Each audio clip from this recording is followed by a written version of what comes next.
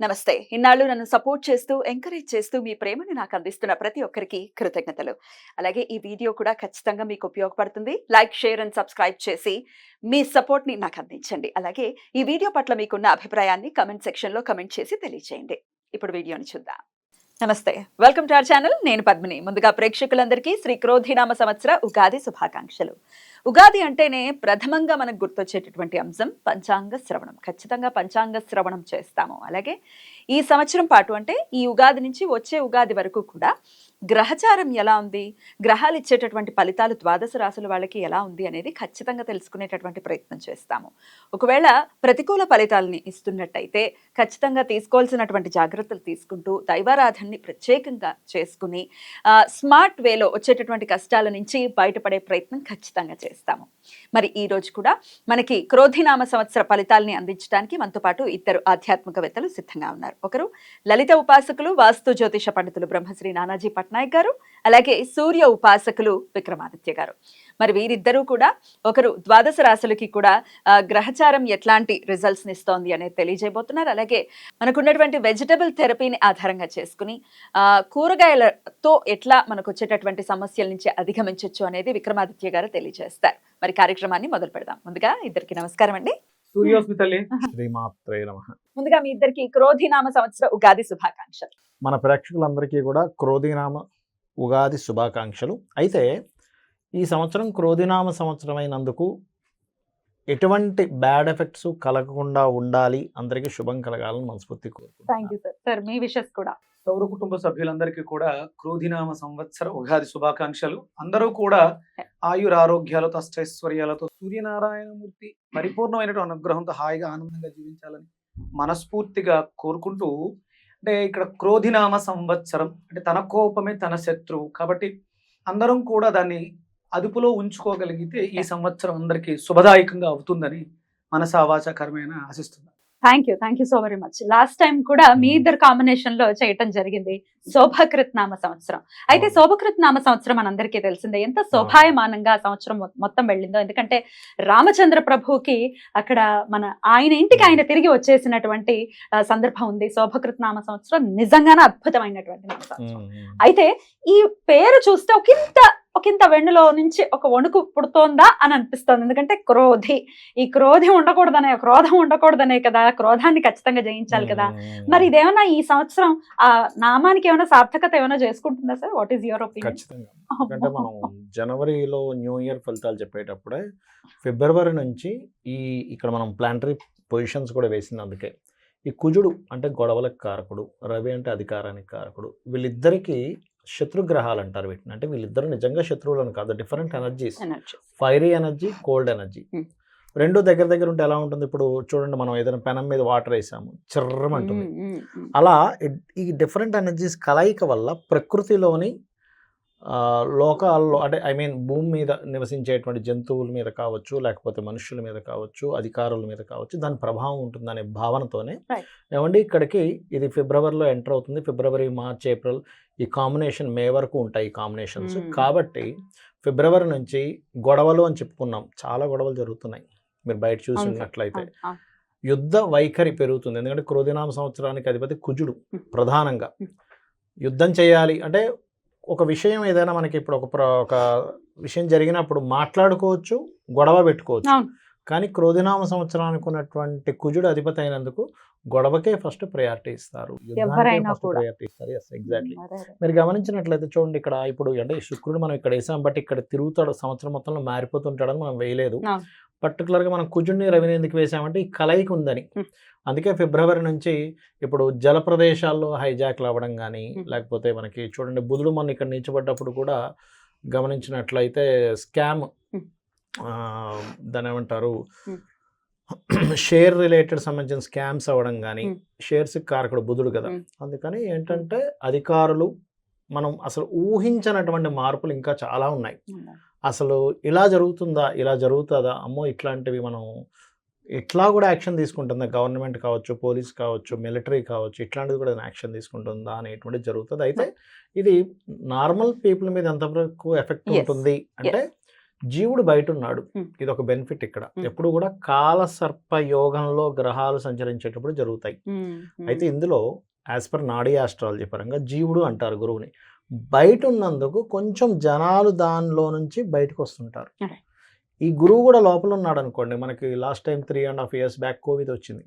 అప్పుడు గురువు కూడా లోపల ఉండి ఇక్కడ సంచరిస్తున్నాడు. అప్పుడు ఇక్కడ నీచబడి ఉన్నాడు అప్పుడు గురువు. ఇప్పుడు ఎంత భయానకమైన భయం, ఎందుకంటే జీవుడు కూడా నీచబడిపోయాడు కదా. Right. అందుకని జనాల మీద ఎఫెక్ట్ చూపించింది.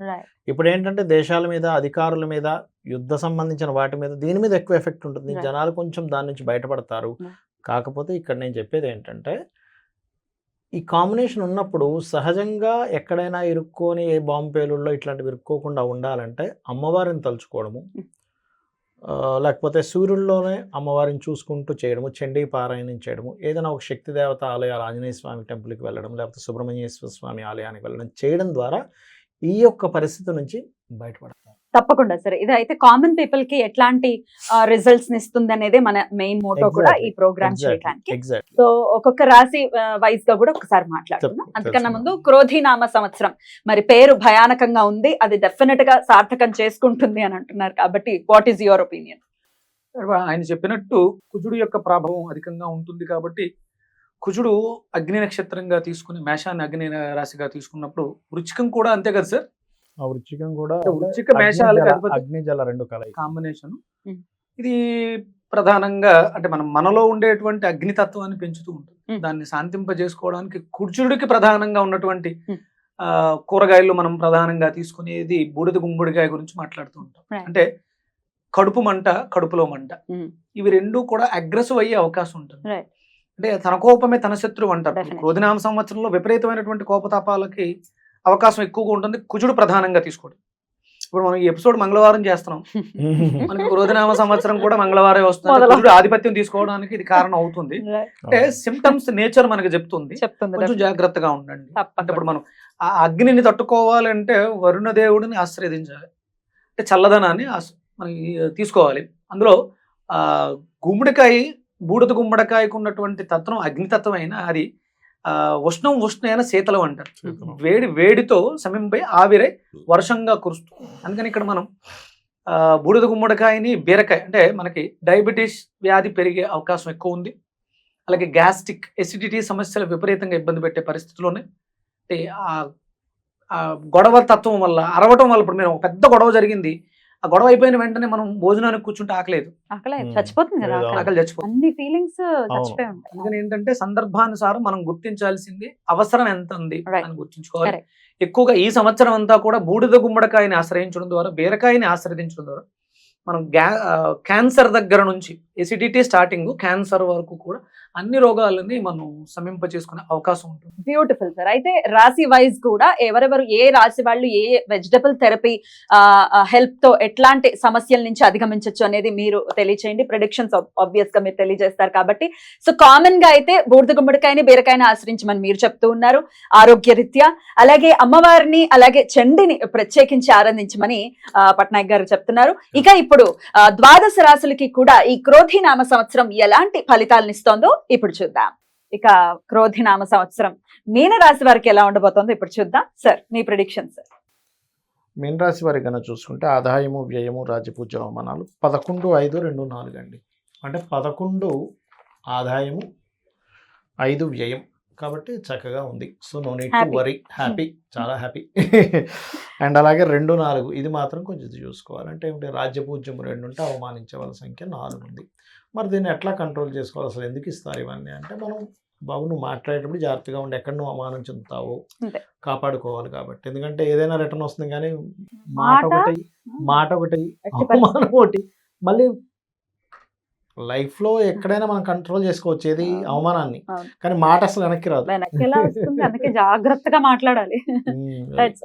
అయితే ఇక్కడ అవమానం కంట్రోల్ చేసుకోవాలి అంటే ఈ మీనం వారు శుక్ర ఆరాధన ఎక్కువగా చేయాలి. ఎందుకంటే అవమానం ఇప్పుడు కూడా 3-8లో ఉంటుందండి. దారిద్రము, అవమానాలన్నీ 3-8లో ఉంటాయి. కాబట్టి శుక్ర ఆరాధన చేసుకుంటూ ఉండాలి. రాజ్యపూజ్యం పెరగాలంటే ఇప్పుడు రాజ్యపూజ్యం అనేది దశమంలో ఉంటుంది. ఎందుకంటే దశమం అనేది మన వృత్తి, మనం ఏమిటి అనేది మనం చెప్పేది ఏమిటంటే మనం చేసే ప్రొఫెషనే. మిమ్మల్ని గౌరవిస్తారంటే దేని ద్వారా గౌరవిస్తారు, కలెక్టర్ గారు అంటాం, లేకపోతే ఇంకోటి ఏదో ఉంటుంది అట్లా.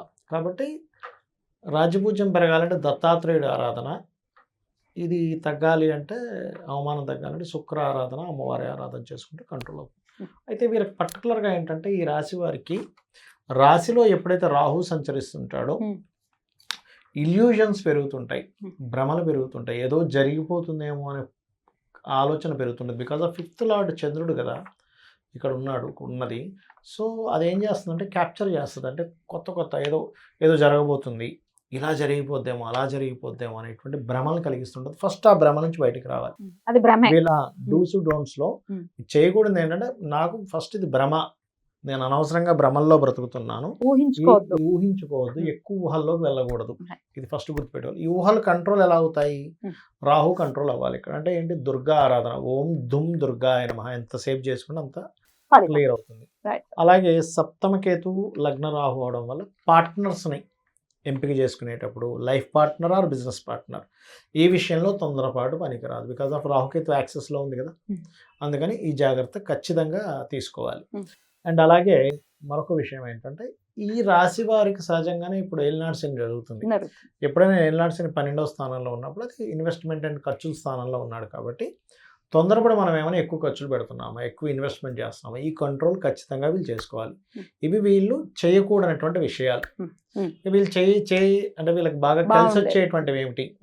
ఒక్కోసారి మనం చూడండి, కొంతమంది చదువుతూ మధ్యలో ఎక్కడో బ్రేక్ వస్తుంది, హైయర్ ఎడ్యుకేషన్ చేయాల్సింది, మళ్ళీ సడన్గా ఒకసారి చేస్తారు హైయర్ ఎడ్యుకేషన్ చదివితే మళ్ళీ ఒక మంచి దీంట్లోకి వెళ్ళిపోతారు సడన్గా. వీళ్ళకి ఈ సంవత్సరం ఏంటంటే ఏదైనా ఉన్నత విద్యకి సంబంధించి తీసుకొని వీళ్ళు కనుక మళ్ళీ రీస్టార్ట్ చేసినట్లయితే వీళ్ళకి అది లైఫ్ ఇస్తుంది, మంచి లైఫ్ ఇస్తుంది. బికాజ్ ఆఫ్ 2 గ్రహాలకు డబుల్ ట్రాన్సిట్ 9,000 మీద. 9,000 అనేది ఉన్నత విద్యలో కొంచెం బ్యాంక్ బ్యాలెన్స్ పెరగడము, తండ్రి లేదా గురువుల నుంచి సపోర్ట్ రావడము, ఇటువంటివన్నీ కూడా ఈ 9,000 యాక్టివేషన్ వల్ల పూర్వజన్మ సంబంధించిన పుణ్యం ఎంతో కొంత వీళ్ళకి యాక్టివ్ అవ్వడం, ఇటువంటివి కలుగుతాయి.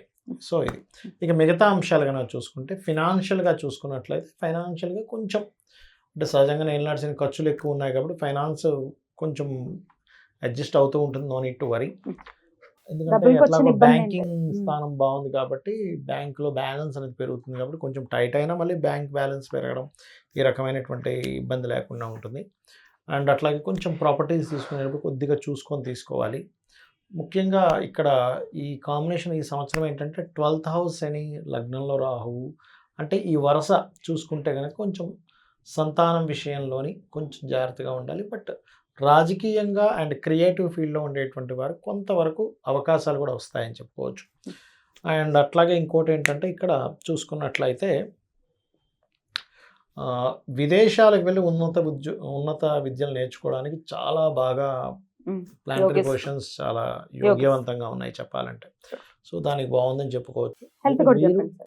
హెల్త్ అంటే ఒకటేనమ్మా, ఇక్కడ గమనించుకున్నట్లయితే వీళ్ళకి బ్యాక్ పెయిన్స్ ఎక్కువగా వస్తుంటాయి, నడువు నొప్పి.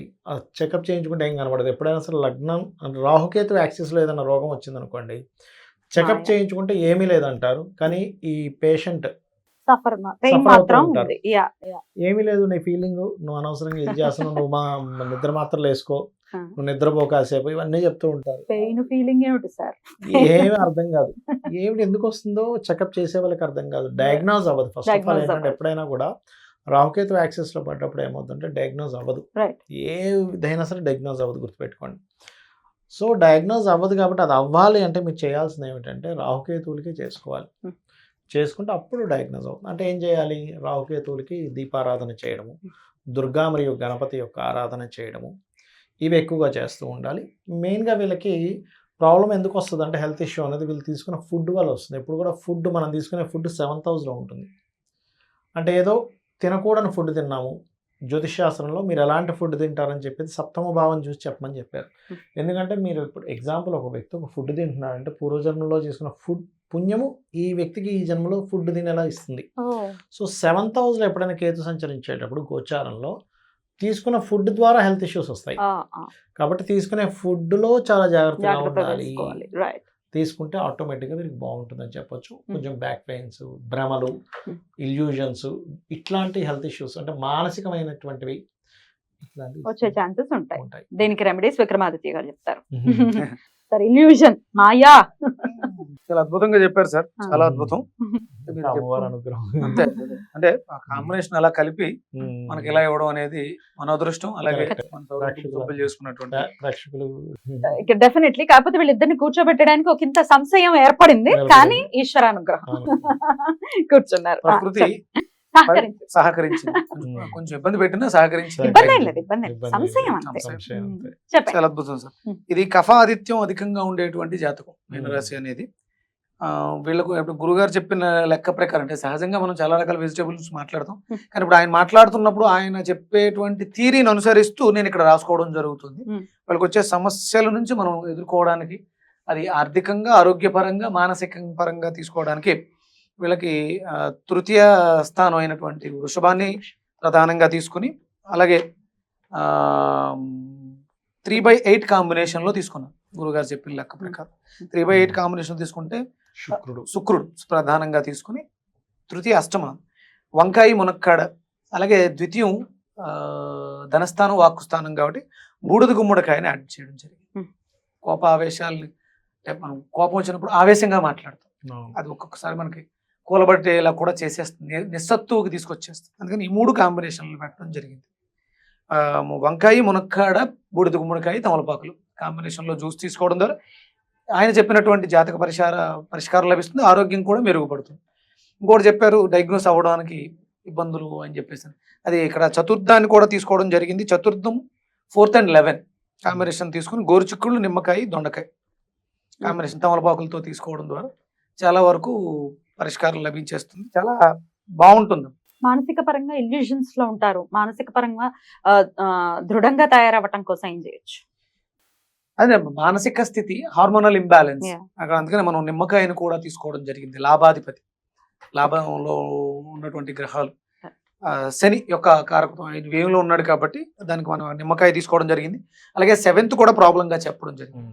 అందుకని దొండకాయను కూడా కలిపి గోరుచిక్కుళ్ళు, నిమ్మకాయ, దొండకాయ కాంబినేషన్, అంటే 4th, 11th and 7th combination మనం ఇక్కడ రెగ్యులర్గా తీసుకుంటూ, తమలపాకులను కూడా వాడడం, నాడీ మండల వ్యవస్థ 4th బాగా యాక్టివ్ అవుతూ, కంఫర్ట్స్ కానీ, డొమెస్టిక్ లైఫ్ కానీ ఇవన్నీ కూడా చాలా హ్యాపీగా ఉంటాయి. దానం కూడా చేసుకోవచ్చు. ఇవే దానం చెయ్యాలి. ఇవి దానం చెయ్యాలి.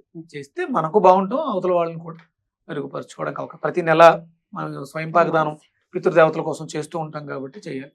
ఇక సూర్య ఆరాధన, షష్టమ స్థానాధిపతి సూర్యుడు కాబట్టి సూర్య ఆరాధన విశేషమైనటువంటి ఫలితాన్ని ఇస్తుంది. Right. మణిపద్మాయన మహామంత్రం, అంటే దీర్ఘకాలిక అనారోగ్యాల నుంచి ఆరోగ్య పరిస్థితులు, ఆర్థిక పరిస్థితులు, ఆరోగ్య పరిస్థితులను కూడా మెరుగుపరుస్తుంది. బ్యూటిఫుల్, అద్భుతం సార్.